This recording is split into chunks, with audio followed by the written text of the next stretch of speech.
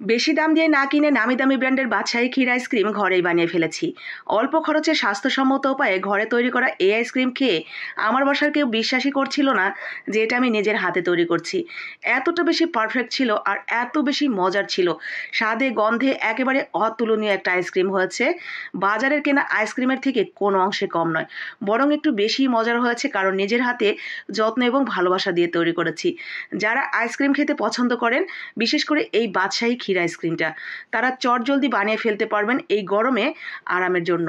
তো প্রথমে আমরা এখানে 1/2 লিটার গরুর দুধ নিয়েছি, খুব সুন্দর করে জাল করে 1 কাপের মতো করে ফেলেছি। কিছুটা সময় ডিপ ফ্রিজে রেখে একটু ঘন করে নিয়েছি। এরপরে সেই ঘন দুধের সাথে দিয়ে দিলাম এখানে 3 রকমের বাদাম একটু ভেজে নেওয়া, চীনা বাদাম, কাঠবাদাম এবং কাজু বাদাম। আপনি যে কোনো ধরনের এখানে বাদাম দিতে পারেন, আখরোট থেকে শুরু করে পেস্তা, যে কোনো, এক কথায় আপনার বাসায় যা যা আছে সব কিছু দিয়ে দিবেন।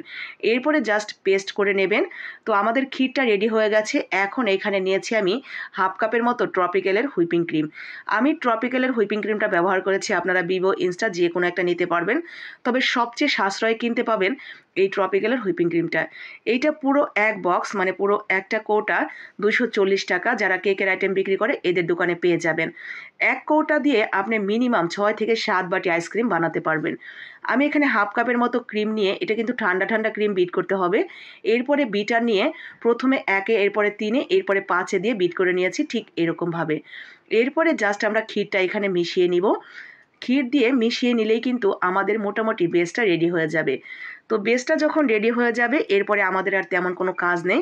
আমরা জাস্ট যেই বাটিতে জমাতে চাই সেই বাটিতে ঢেলে এটা সারা রাতের জন্য রেখে দিব। চেষ্টা করবেন সন্ধ্যার দিকে বানানোর জন্য, যাতে সারা রাত ফ্রিজে রেখে সকালে আপনারা বের করে খেতে পারেন। তো সারা রাত কিন্তু অবশ্যই লাগবে, কারণ 6 থেকে 7 ঘন্টা সময় লাগবে আপনার এই আইসক্রিমটা জমতে। তো ঠিক এইরকম একটা ব্যাটার হবে, একেবারে ক্রিমি ঘন এরকম একটা টেক্সচার। তো আমরা এখন এটা বাটির মধ্যে ঢেলে দিচ্ছি এবং উপর থেকে কিছুটা বাদাম কুচি অথবা আমার মতো এরকম টুটি ফুটি দিয়ে সাজিয়ে নিতে পারেন। এরপরে এটাকে আমরা সারা রাত ডিপ ফ্রিজে রেখে দিব এবং সকালে বের করে দেখব যেটা পারফেক্টভাবে জমেছে কিনা এবং এর টেস্টি বা কেমন। তো আমার বাচ্চারা তো এটা বিশ্বাসই করছিল না সকালবেলা যখন আমি এটা খেতে দিচ্ছিলাম যে এটা আমি নিজে বানিয়েছি। কারণ ওরা যখন ঘুমিয়ে গিয়েছে তখন আমি আইসক্রিমটা বানিয়ে ডিপ ফ্রিজে রেখে দিয়েছিলাম। এরপরে সকালে দেখে ওরা তো ভীষণভাবে সারপ্রাইজড হয়ে গেছে, কারণ এই আইসক্রিমটা আমি সহ আমার পুচকোরাও খেতে ভীষণ পছন্দ করে। এখন যেহেতু একটু গরম পড়েছে, এটা খেতে দারুণ লাগবে। তো দেখতেই পাচ্ছেন আমি কিন্তু বের করে নিয়ে আসছি, মাশাআল্লাহ, আলহামদুলিল্লাহ, একদম পারফেক্টভাবে মনে হচ্ছিল মাত্রই দোকান থেকে কিনে নিয়ে আসলাম। আর এর কালার, টেস্ট নিয়ে কোনো কথা হবে না।